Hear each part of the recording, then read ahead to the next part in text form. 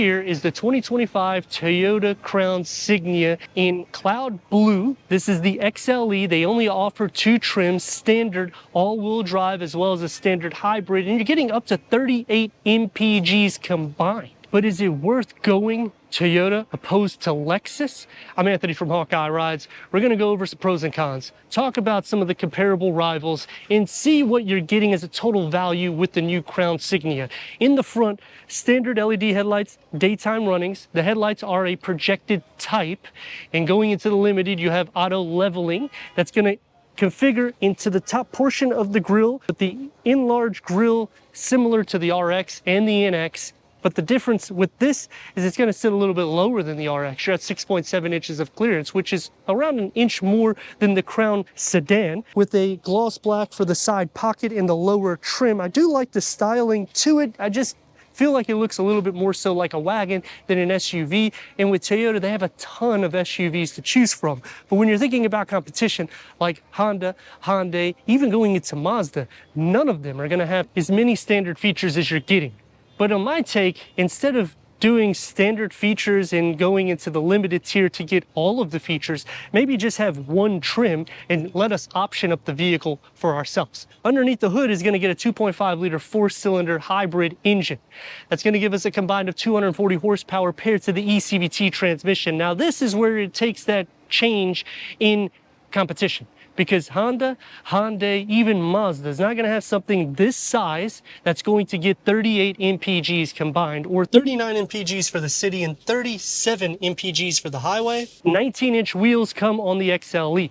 The Limited goes into 21-inch. Gloss black is going to be around the fenders, the lower skirt, side view mirror with the integrated turn signal, as well as the top window trim, satin aluminum for the roof rails. And you can still tow with this 2,700 pounds. But my con to this is, why have an additional SUV or a wagon per se in the Toyota lineup when you have so many? I mean, you're literally competing against yourself, because we already have the Corolla Cross, we have the RAV4, we have the Highlander, the Grand Highlander. The list just keeps going on and on and on.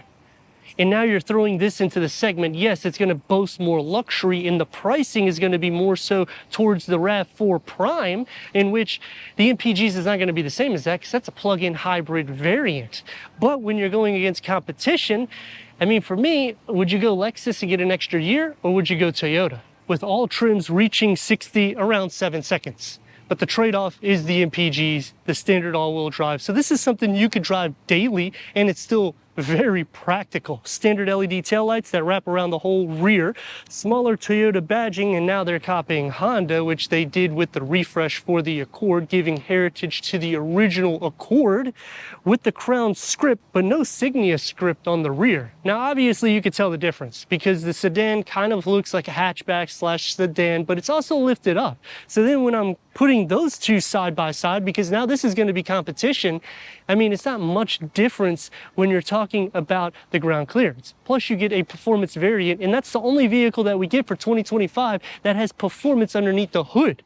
And going into the Limited, you get a digital rear view mirror, as well as the option for a 360-degree reverse camera or bird's eye view. Power liftgate going into 25.8 cubic feet, which is 1 cubic feet more than the Limited trim. Bag holders here on the side. Underneath the floor, can have a little bit of storage capacity. The nice thing is you can fold the rear bench in the back at a 40-60 split. That's going to maximize cargo to 68.8 cubic feet.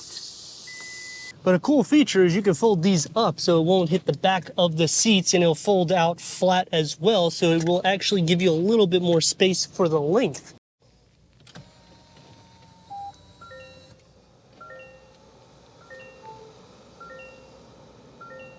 Standard 10-way power seat adjustment for the driver, with 8-way power seat adjustment for the passenger, as well as standard ventilated, heated front seats, memory for the driver. The Crown Signia is going to have the most standard features at a base trim level. Headroom, legroom is not going to be an issue.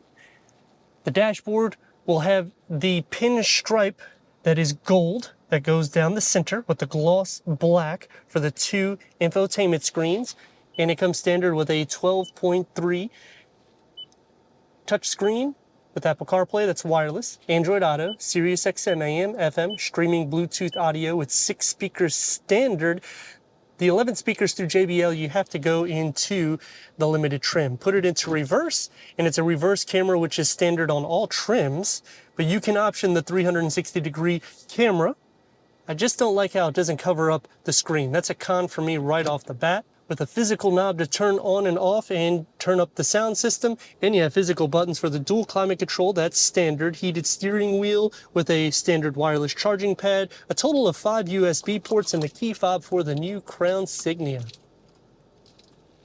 The gear lever is going to get that gold as well with the glossy gray inserts. It's soft to touch. It is pushed back a little bit. It opens up as a 2-tier with a USB and a little storage bin that you can slide around. So his and her, making it easy access. Auto dimming rear view mirror is standard, and you can option things like a dash cam, so you don't have to worry about installing them yourself. The limited will have the pano moon roof, and the steering wheel is leather wrap, multi-function.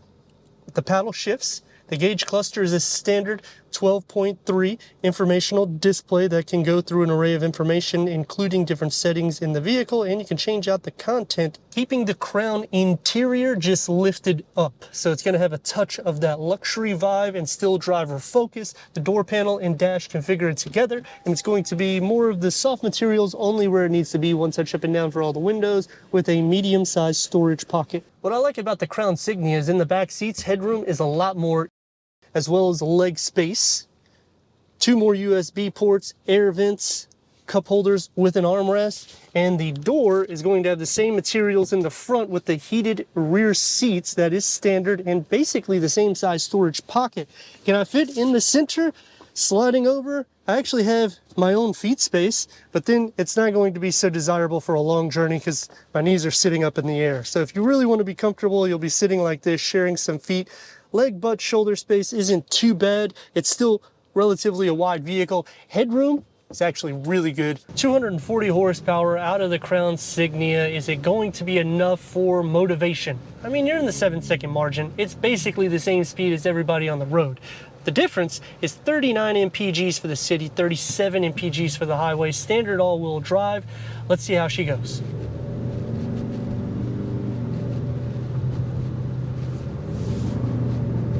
For maneuverability, you can get in and out of lanes without any issues. The steering is going to have a little bit of weight. It's going to feel some of the imperfections, but that is also to be expected with these wheels. Now, going into the limited, it will change the drive a little bit because you're getting larger wheels. As for the interior, I like that you're getting some of that Lexus vibes inside without really paying a Lexus price, but then in the same category you kind of are if you're thinking about an NX. Even some RX can kind of touch into these pricings once you go into limited and feature it up, because I have seen it where the vehicle can be in the mid 50 grand pricing, which is a con to me because then it kind of gets out of the Toyota segment. It's now more for luxury. But then on the Pro, you're getting a lot of luxury amenities for the class that it goes against, which it's going to outclass everybody there. The big problem that I see with the Crown Signia is we already have a Crown Sedan. We already have a ton of SUVs. Now we're adding another SUV, basically giving more competition to the brand itself.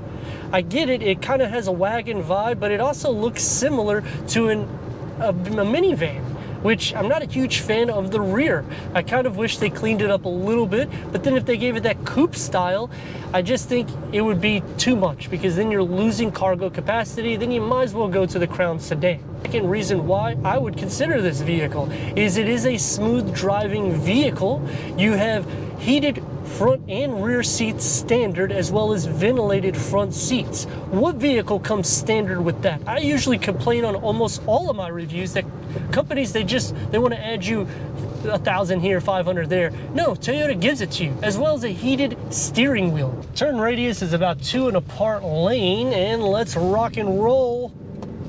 Not really, it's a hybrid. It's meant for MPGs and daily use. Taking me to the last reason why I would consider this is, check it out.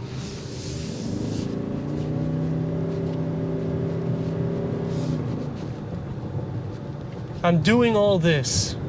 I can get in and out It's still an SUV slash wagonish styling. It's easy for me to get in and out of the vehicle because it also is lifted up higher than the Crown Sedan. And you're getting more luxury amenities than anybody in its class. Plus, like right now, the vehicle is doing all the work for me. I'm not even hitting the brake. It is amazing what you're getting with technology, a total value with your MPGs, everything combined. But let me know what you think in the comments. And if you're new to the channel, consider subscribing. Check out the next video, merchandise, website, and Instagram. Leave a comment and a like. And I'd like to thank Gettle Stadium Toyota for giving us this 2025 Toyota Crown Signia for our car review.